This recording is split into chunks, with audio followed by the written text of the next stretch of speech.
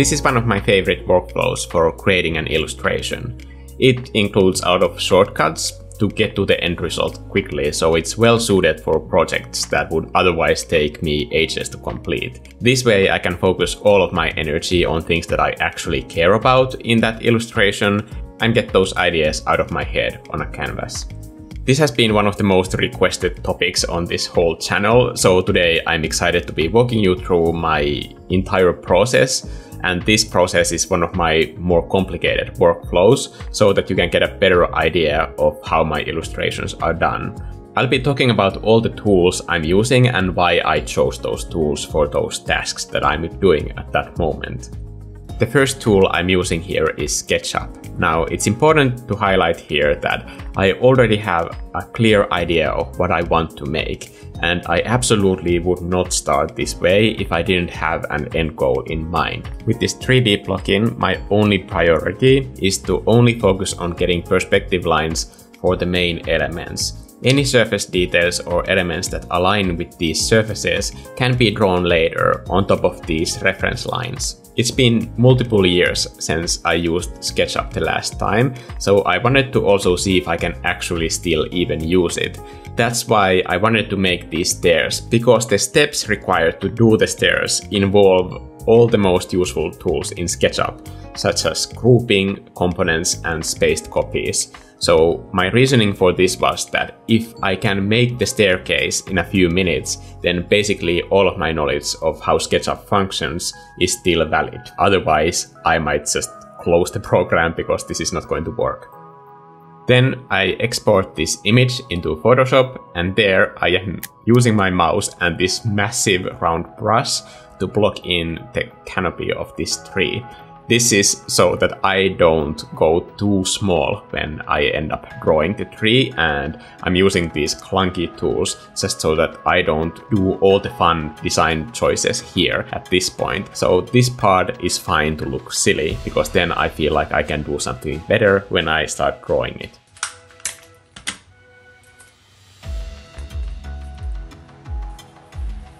Then I print out the image in two pieces, and then I tape them together, and then I tape my drawing paper to those two pieces so that I can draw my sketch in a bigger scale than my A4 printer would allow me to. I have two pretty clear rules that I always follow when I start drawing things like this.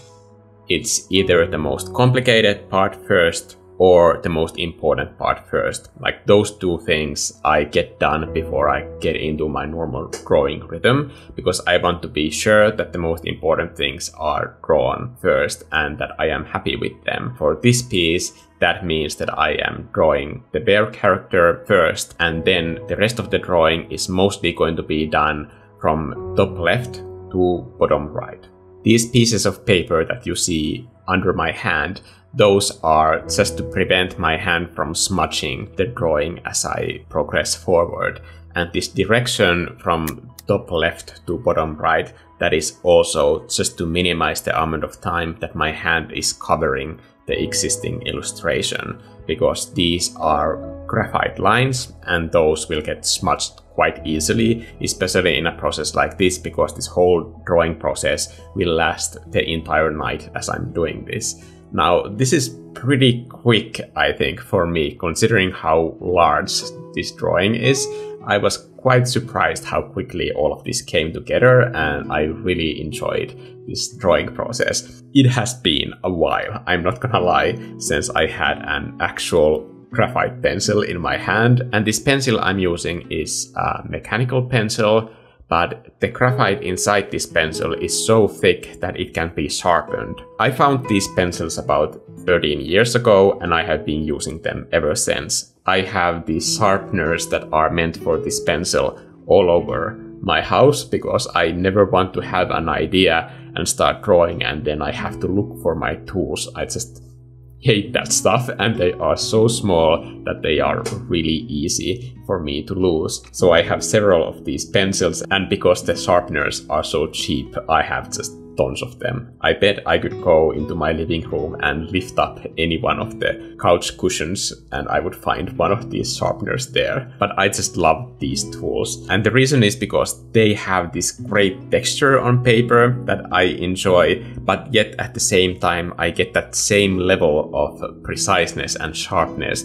that you would get with a normal mechanical pencil if you sharpen it sharp enough. But if you just keep drawing with it, you get those nice thicker lines that can be used to enhance line weight and bring certain elements forward that you want to emphasize in the drawing. Back when I was younger and I was in school with this bunch of friends that were all comic book artists, and back then I thought that I want to be one as well, we were always inking our images. And to be brutally honest, I was terrible at that. I have terribly shaky hands, so they are not well suited for doing like straight lines. But also I hated the fact that when I have drawn the entire illustration, that then I had to draw it again, and there's just no important choices to make during that process. It's just precision, and I didn't enjoy that part one bit. Not to diss anybody who is doing inking, it's a skill that takes a tremendous amount of patience and I respect it, but it's not for me. And also, I kind of like the texture of pencil a little bit more. Maybe this is just because I do a lot of like digital coloring for my drawings, so having that extra bit of grit there in the lines, it kind of works well together with it. I used to think that my super shaky hands were just completely destroying any chances that I might have as a grown-up to be an artist, but in situations like these, I am kind of using that part about my way of drawing to my advantage, because having these very clinical looking 3D lines underneath, they would look weird and cold and off if I just used, for example, a ruler to make them. So I'm redrawing those shapes with my shaky hand, and that adds this sort of like natural wobble to all of the lines. So it's harder to tell which lines were designed in 3D and which are part of this drawing that I am drawing on top of it. And they blend together quite nicely.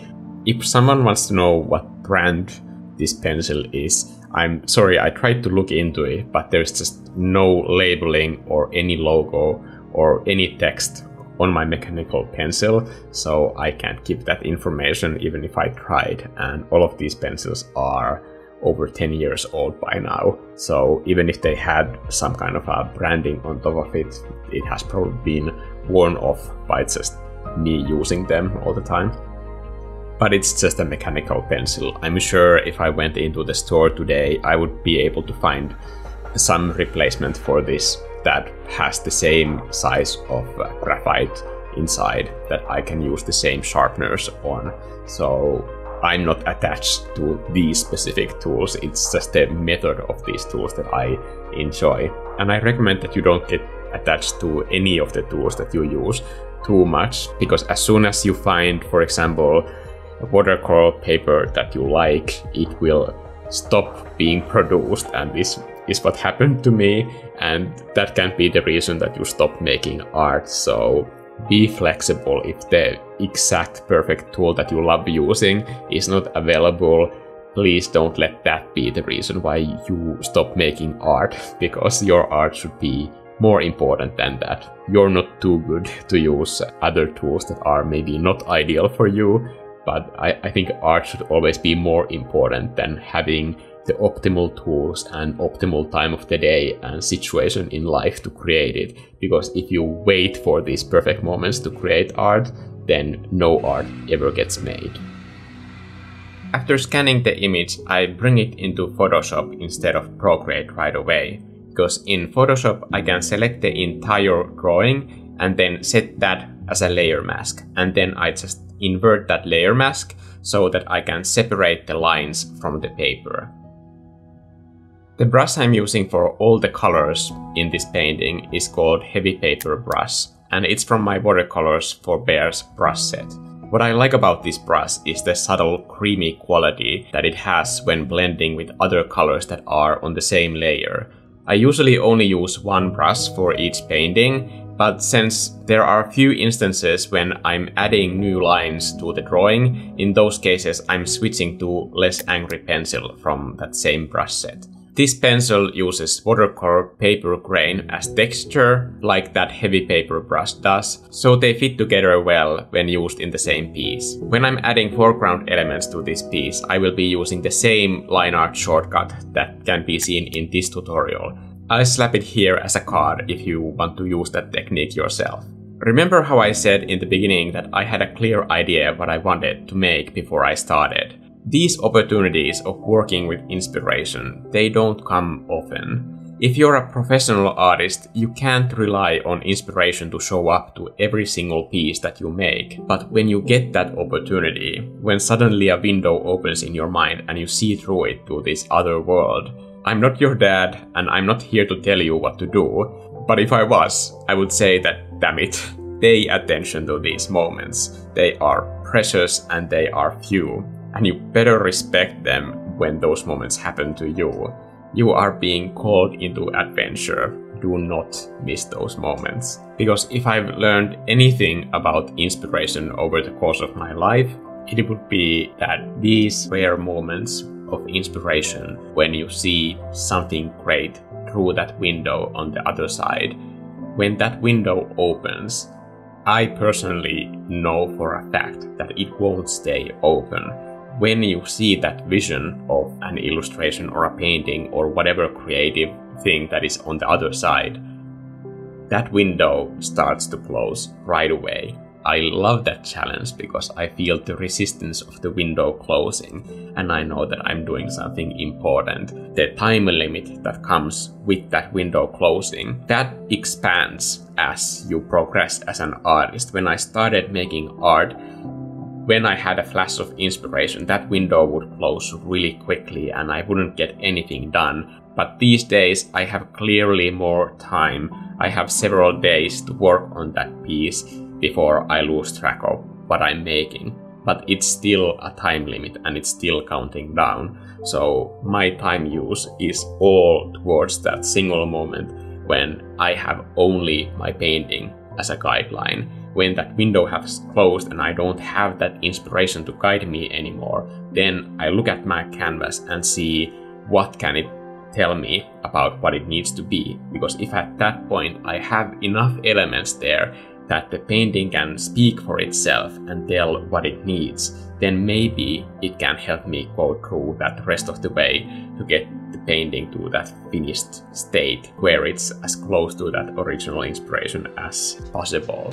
Yes, there are probably lots of other ways that I could have ended up with this look in the painting, but for me, these are the fastest ways to get to this point, and that speed is all in service of that idea that came to me. Sometimes people write to me comments like they're either apologizing for the way that they create art, or they are asking for my permission or even forgiveness on how they make art. Guys, I am not your art police. I don't even believe there is one. If someone comes to you telling that you're doing art wrong, then just keep going and know that people who try to stop you are always the ones who aren't making anything themselves. You are trying to keep your own window open, and that should always be a priority if you want to get things done. As I'm getting more colors in, I'm constantly editing the colors of the line art as well. This is why it's handy to have them as their own layer instead of using multiply blend mode. I'm using the value contrast created by the color of the line art to make hard objects sharper, and in the foliage I'm using soft light colors that make the whole tree have this fluffy cotton candy-like appearance, and that's pretty much my favorite part of this entire illustration. Throughout the painting process, I'm very careful of not going to extremes in saturation, darkness or lightness in the colors that I'm using. This method will give me the maximum flexibility in the final stage, which is the color edit. Editing is something I do in Photoshop with a mouse. I could use a graphics tablet for this, but I like the clear division between painting mode and editing mode. It would be tempting to go back and endlessly tweak the drawing elements, but dividing the process into these isolated chunks means that I never go back and I actually have to commit to the decisions that I make. One important technical tip here about exporting to Photoshop is that make sure that any screen, lighten or additive blend modes are properly flattened before exporting to Photoshop. This is because Photoshop reads those blend modes differently, and at least for me, I want to avoid doing color design on those elements twice. This is the reason why I didn't add any glows to those lights in Procreate, because I knew I could do that in Photoshop as well, and also there I could maintain the flexibility of that effect being on its own layer. When the painting is done, there's this weird moment that I just look at it for a really long time. When I know that the painting is done, I stop looking for mistakes, because I'm sure that I would find them if I had that attitude. Then I just switch my mind into this enjoyment mode. I'm really happy that I finally got to use this technique for my own art. It's a workflow that I've gone through hundreds of times, and I always had all kinds of ideas that I wanted to do on my free time, but that time never came. There was just never enough time. I let those windows close because there was always work that got in the way. I can't explain how it feels to be able to keep this window open, and especially by using this process that I know so well. It definitely feels like even if I did all that other art for clients, that work didn't go to waste now, because now I get to use those methods to make art like this for myself. Now this probably goes without saying, but obviously the techniques in this process are for this idea, and there is no formula to making art.